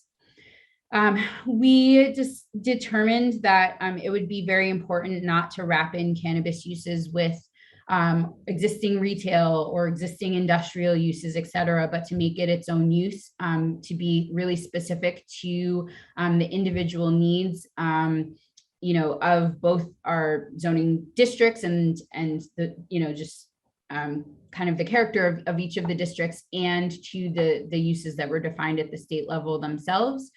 In the zoning regulations previously, medical marijuana producers and medical marijuana dispensaries were called out as part of the industrial category and as part of the retail category. But given that we wanted to make sure that there was no confusion, we moved them into this cannabis uses category.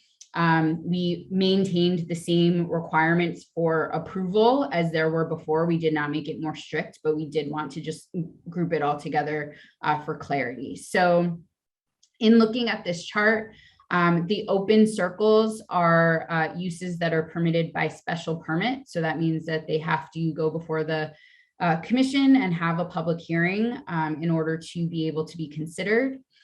All of the recreational use categories are by special permit. The medical marijuana uses were conditional uses and they remain conditional uses.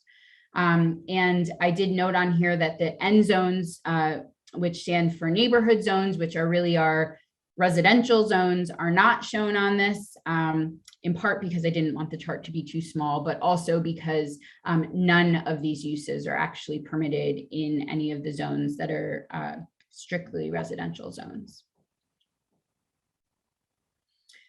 So with regard to the zoning language itself, we have defined cannabis uses as a category of uses involving the cultivation, propagation, processing, extraction, creation, packaging, labeling, and retail of cannabis, cannabis products, and medical marijuana. And that such establishments are subject to state law and regulations that have been established by the Department of Consumer Protection.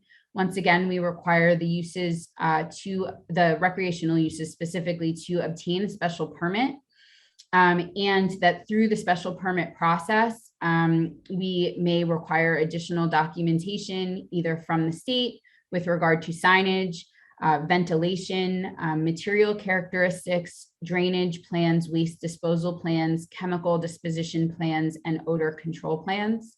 And again, that would just kind of depend on the type of category of the application itself. And that all advertising and signage and visibility, because there are limitations on what can be visible from the street, in particular for retail establishments, must comply with state law. So I mentioned that there were a number of different categories. I'm going to go through this really quickly. These categories are reflected in the zoning, as you saw on that table. These are categories that came directly from the state act. A cultivator is a person or business licensed to engage in growing and propagation of the cannabis plant. And a cultivator would be defined as an entity that has not less than 15,000 square feet of grow space, versus a micro cultivator, which would do the same thing. It's a grow facility that has not less than 2,000 square feet and not more than 10,000 square feet. And it is intentional that there's no in between that 10,000 and 15,000. A product manufacturer is licensed to obtain cannabis extract and manufacture products. A food and beverage manufacturer does the same, but specifically for food and beverage. A product packager specifically packages and labels.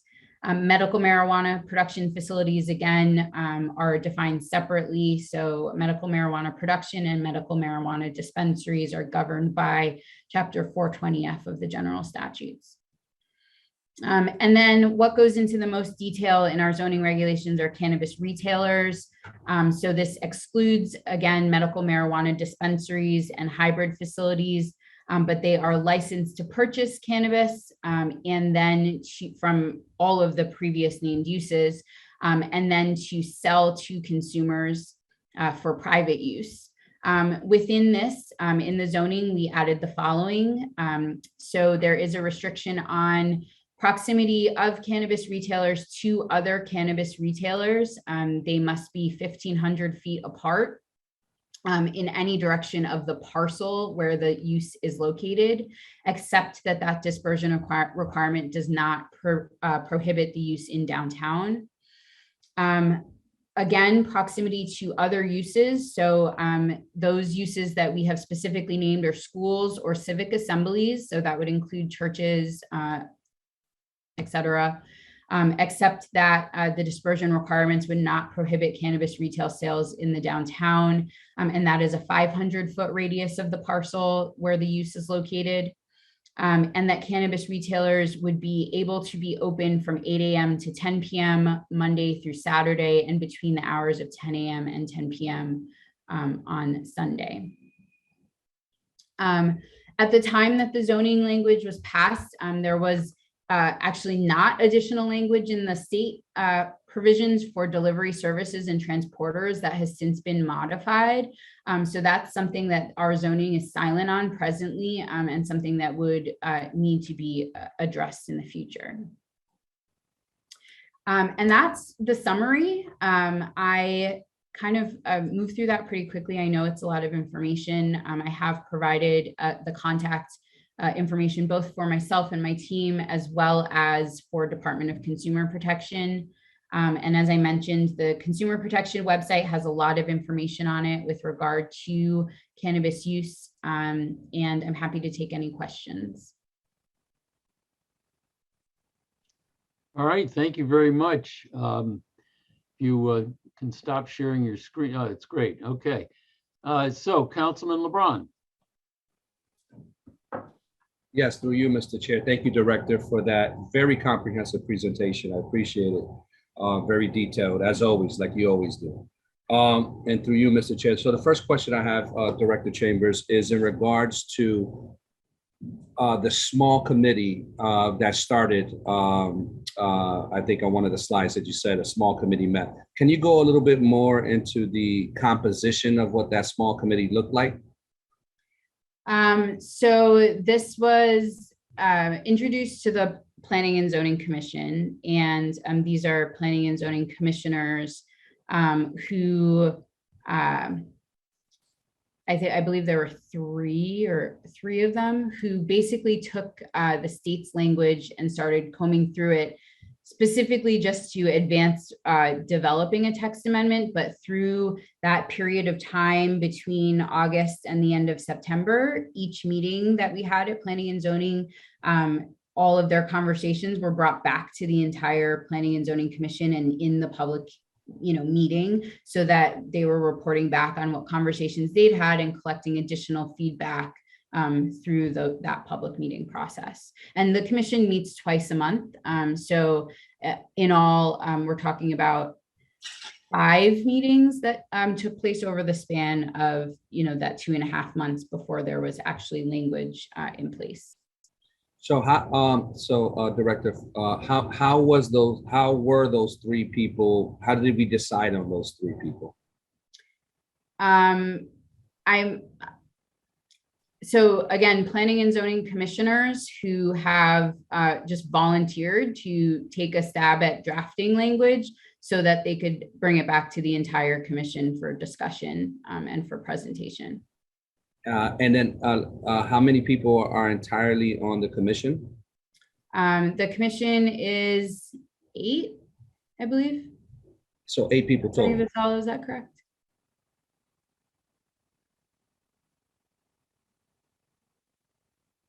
Oh, sorry to put you on the spot. Trying to unmute myself was the biggest task.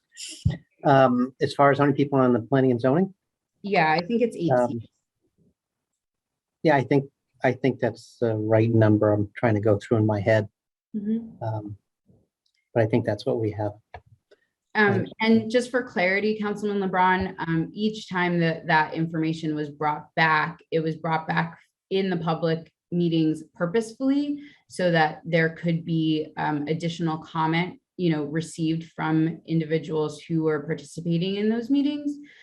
It was also posted on each of those kinds of drafts were posted on the same site where we post all of our reports, so that we could collect comment, from anyone who was looking in, that space as well. We did have a significant amount of comment and made modifications in response to, people, who were interested in and active in that process. Yeah. Okay. So with those 8 people or those 3 people or anybody on there, does anyone have any of those special circumstances that talked about the social equity, like maybe, a criminal background or interaction with arrests or some history or knowledge about the process, or minority in the certain zones, all of those factors that the state listed? Do we know if any of those 3 or 8 folks fell into that category? Yes, I believe so. Yes. Okay, great.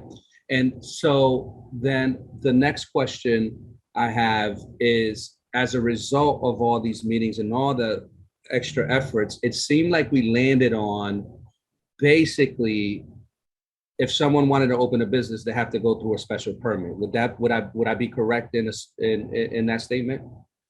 That is correct. And I actually just want to clarify that I believe that it's the state language that calls for the special permit and not just the local decision that will call for that. I also want to clarify that the special permit process, the special permit process is intended to be a process where there is opportunity for the decision to be more democratic. That's how that's set up. Individuals who are seeking a special permit have to go through a public hearing. There has to be opportunity for public comment. There has to be, those questions answered on the record, and there has to be a burden of proof essentially met for that request to be approved. So we didn't have an option, if I'm hearing you correctly, we didn't have an option to say, okay, we can put these retail places in this neighborhood. We based our decision-making based upon state language with the special permitting? So there's two things there. One is the mechanism for which the request would be approved, which is the special permit process. The other is the locations for where the different types of uses would be able to be. Although the mechanism for them to be able to be approved is through the special permit process, the commission had the ability and did exercise the ability to determine which zones locally we would be able to locate the various types of uses. So that chart that I brought up on the screen is a snippet from our table of principal uses. It broke down every use that there was at the time named in the state language for the various types of cannabis related uses. And then across the screen shows the different zones that we have within the city. As I mentioned, I didn't reflect the N zones, which are our zones that are primarily residential zones, whether they're single family, 2-family, 3-family, whatever, they're the residential zones. They're not on there because the commission opted not to allow any cannabis uses within those specific N zones. But what they did do is go through each use and take a look at the intensity of the use or the size of the use, like I mentioned about the cultivators or micro cultivators needing to be a certain square footage, and think about the types of buildings that we have in the various types of zones, and B, the impacts of that particular type of use on that zone. So I'll use as an example, the cultivators have to be 15,000 square feet or more, and they're grow facilities. The commission said that doesn't make sense on, Farmington Avenue, right? It doesn't make sense to require a 15,000 square foot facility that would, grow marijuana to be allowed there. And even if we did put it there, the likelihood that there's a space that's appropriate for that is slim, right?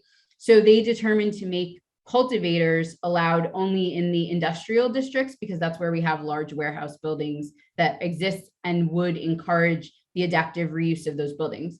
Our regulations do encourage adaptive reuse of buildings, and noting that we have a number of buildings that are underutilized, they tried to kind of stay in line with that and be thoughtful about both the architecture and structure of various neighborhoods, also the lot size of various neighborhoods, and again, the impact of the specific types of uses in various neighborhoods.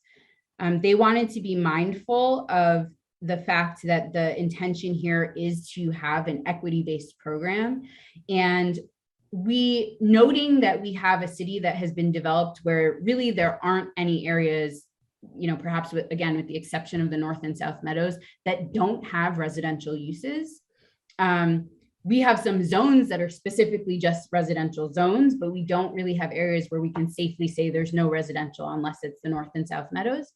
That we were addressing some of the concerns that were heard in the planning and zoning meetings about proximity to residential uses, but at the same time trying to be mindful of not making this a use that is only allowed in downtown, because they're also very much aware of the fact that there's a lot of, concern, rightfully so, around, the ability to do lots of things in downtown, but not to do them in the neighborhoods. And they wanted to make sure that they were striking a balance between encouraging economic development in the neighborhoods, but also, kind of limiting it in a way that wasn't going to become a nuisance to residents who live around them. Thank you, Director. It just seems to me that with the special permitting, with all of these obstacles, it seems to me that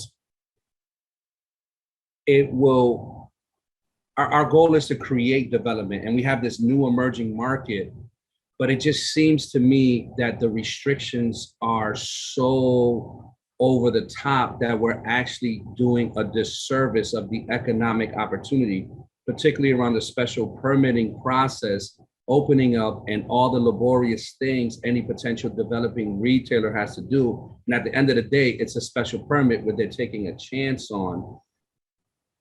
And I know it's done deal, it's already wrapped up, but is there any possibility to kind of review the restrictions? Because I realize that it's an emerging market.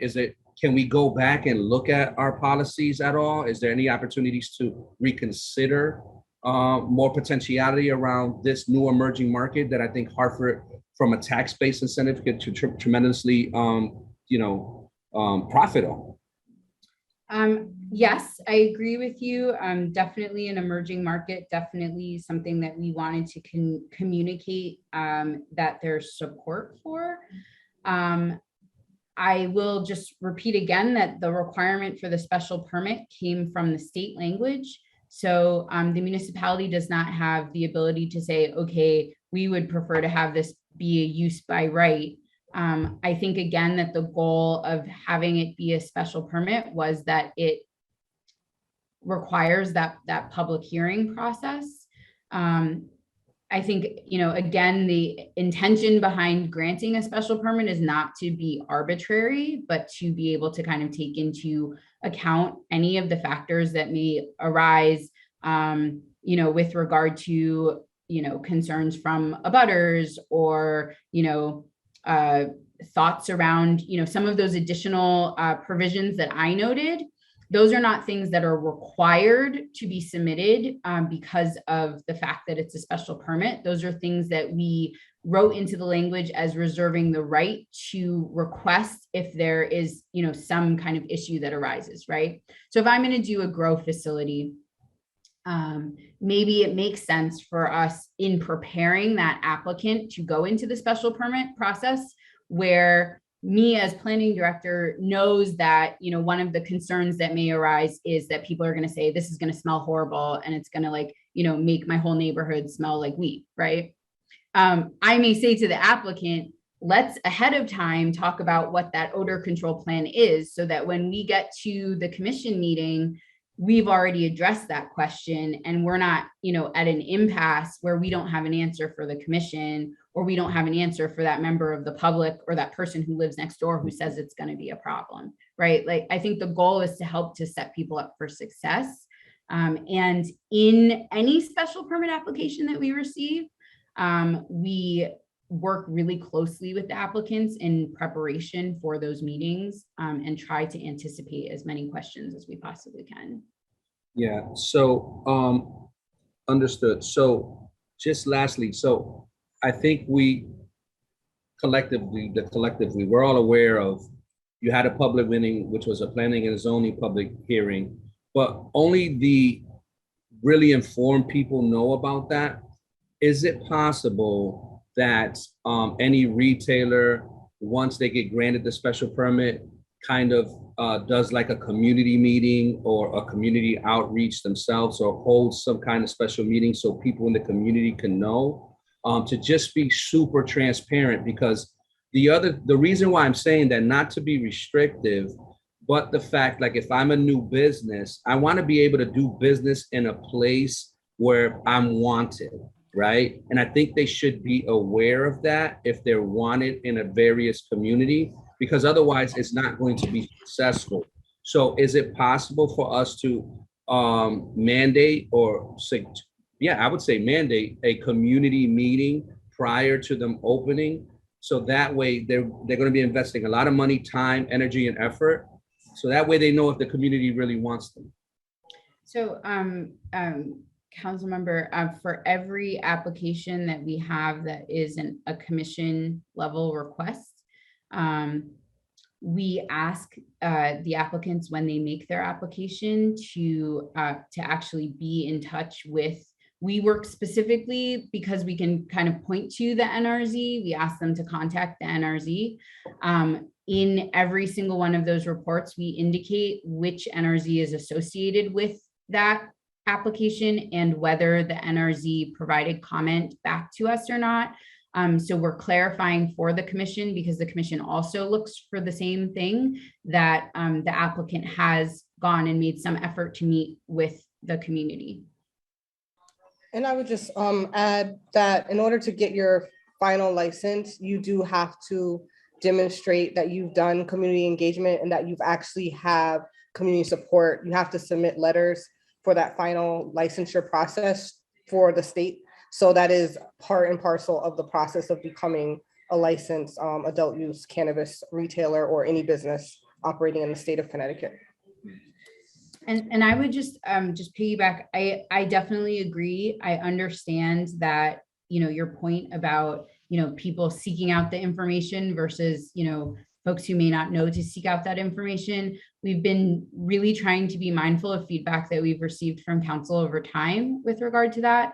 We developed newsletters that we send out regularly. All of your aides and you all are on those newsletters.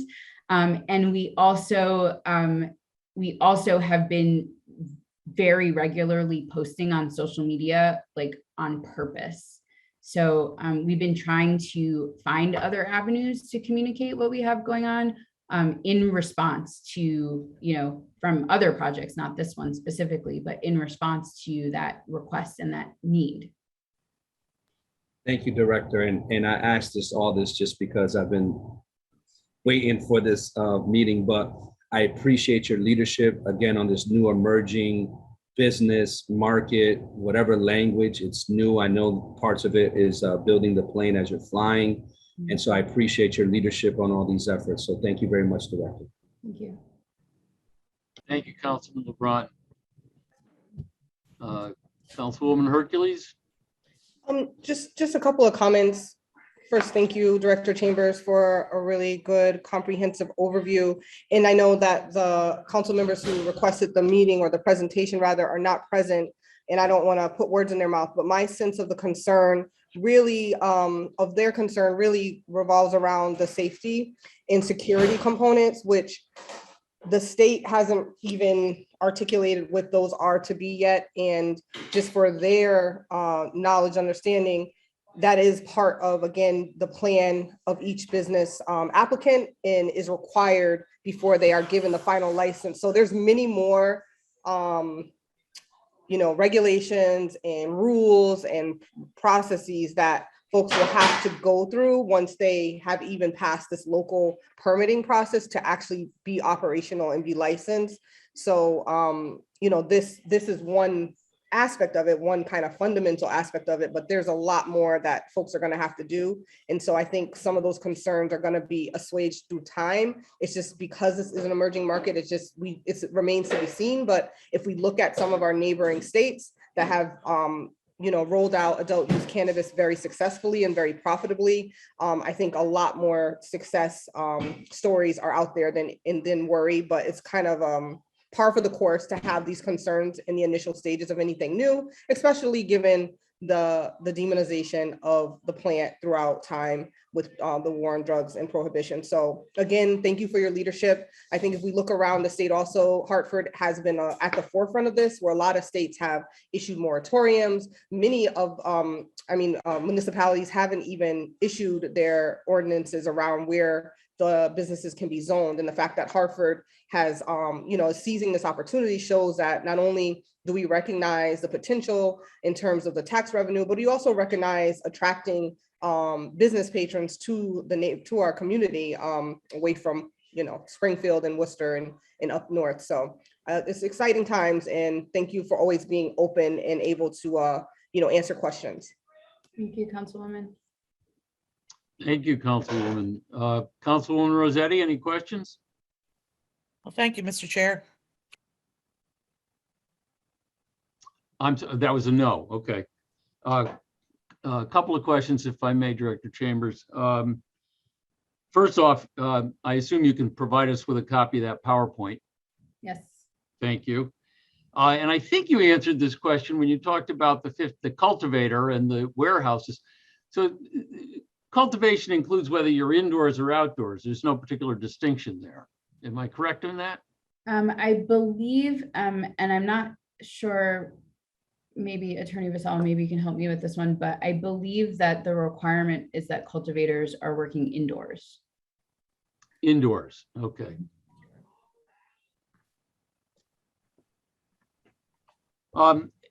In your presentation, you mentioned medical marijuana dispensaries and hybrid retailers.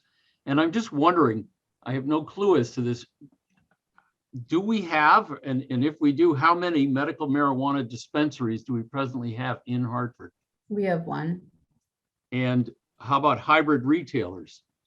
There are none because the licenses for recreational use, because that's something that's still just rolling out.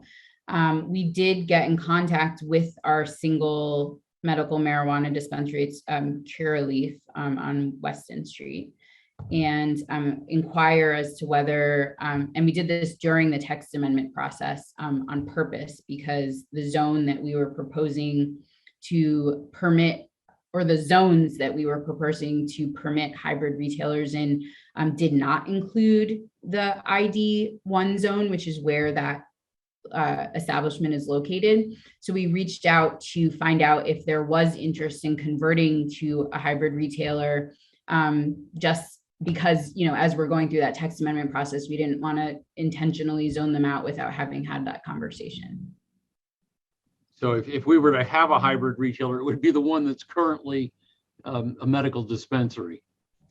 If we were to have a hybrid retailer, it would be that one. I don't believe that the law prohibits recreational retailers to be able to establish as medical. So it could be that we end up with hybrid ones in the future, but they would need to fall in line with the zoning as it's written. They would not be able to locate in, the industrial district. Got it. Thank you. I want to kind of piggyback on Councilman LeBron's concerns about how making the process difficult. And you and I have had these conversations over the years in regards to liquor permits.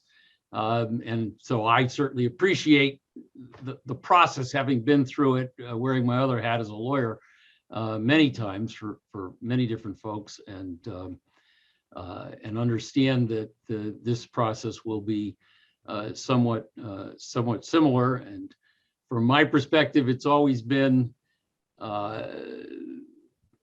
if somebody's coming into Hartford and they're looking to invest some money and they're looking to open up a business, I would love our planning department to be rolling out the red carpet and helping all applicants go through the process, because it is,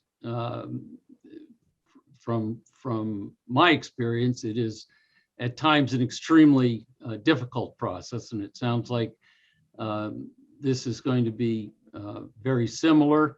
And so I do hope that we do roll out that proverbial red carpet and help folks get into business here in Hartford. I think it'll present us with an opportunity to be to create economic development and to move things forward in various neighborhoods, and certainly in the downtown area. I think it'll be extremely beneficial to Hartford as a destination, among other things. And I know there's been some discussion about the Front Street District and the convention center area. And I can think of nothing that would be more exciting for conventioneers, or at least for certain of them. I can imagine the Comic-Con people coming into Hartford and being thrilled. Why? Look at this, my goodness. And it doesn't, I don't lose sight of the fact that there are at least a half a dozen liquor licenses across the street from the convention center. So not clear to me why we wouldn't also allow the retail sale of cannabis. Anyway, those are my particular comments for you. I have nothing else. Anybody else want to add anything here? I just wanted to add, I definitely understand your concerns and Councilman LeBron's concerns with regard to just the process in general. My team, I think I have a really great team right now. And I think that they're super thoughtful when it comes to applications and working with applicants. And I'm biased, obviously, but I do think that our goal is to try to communicate, especially when we have these types of applications that come in for commission review, to help people understand what that process is. With regard to liquor and to cannabis, those are uses that are highly regulated uses at the state level. And on account of the fact that they're specifically called out and regulated and require separate licensure at the state level, we're, I think, just trying to make sure that, we're, taking into account any like unique or different elements of that type of application versus like, a regular retail application or whatever the case may be. But it is our goal to help people like understand what steps need to be taken and to try to do what we can to help to facilitate it and make sure that they're, prepared when they do go before the commission. Well, we certainly appreciate that. And I want you to know, I think it was a general consensus among council that we want to make sure you have all the staff that you need. I know we've added some positions at Development Services specifically to, now if we could have human resources help you get the bodies and maybe work on some other issues that would help you attract planners, because I know it's been extremely difficult to attract and retain people to come into the city. We certainly wish that that were different, and we'll all work together to try to make it different so that every planner in the country will look at Hartford as like, that's the place where I want to cut my teeth. Looking forward to that, hopefully. Any other comments from anybody? Well, thank you for that presentation. Attorney Vassallo, if I could just ask you to hang around for a quick minute before I adjourn the meeting. I want to go back because you were not here earlier when we had a discussion about leases. And I just want to ask the question. It strikes me that if the city of Hartford, and I know we leased the G. Fox building for many years for our Board of Education, and I don't know, I thought that lease had to go through a public hearing and an 824 review, but noted that the lease that we're entering into with the town of Wethersfield didn't need to do this. And I just wondered is there a distinction there? Or am I just totally off base, or is it just such a small lease? It's not necessary. I wonder if you have any thoughts on that. Well, first and foremost, I was here. I was watching on the public access because I didn't have the link to get in, and I heard you looking for. Oh, my fault. In any event, the 824 is when we dispose of a city asset and so forth. When we're leasing, no, it needs council approval before we enter into a long-term lease, but we don't need an 824 review for that. So, I wasn't with the city when the G. Fox building was being leased, so I'm not familiar with that when the Board of Ed may have been in there. So in any event, does that answer your question? Yeah, I guess it does. I mean, another one that comes to mind is like Hartford 21 has a ground lease from the city. Mm-hmm. That's not where we're leasing. That's for our use. We're leasing to somebody else. I don't know if those types of things require public hearings.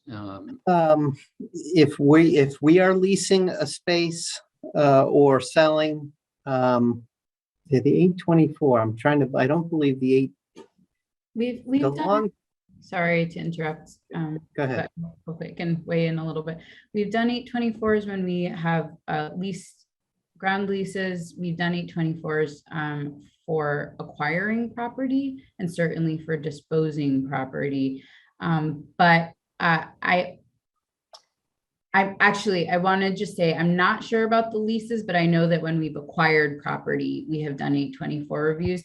But also I wonder if in this particular instance, because the property is actually in Weathersfield, that it's Weathersfield that would need the 824. Right. Well, all right. Thank you both. If anybody has any further thoughts, certainly send them along, but appreciate your weighing in on it. Anybody else have any comments before we adjourn at 7:39 p.m.? Okay, hearing none. Thank you all. Have a great evening. See you at the next one. Bye.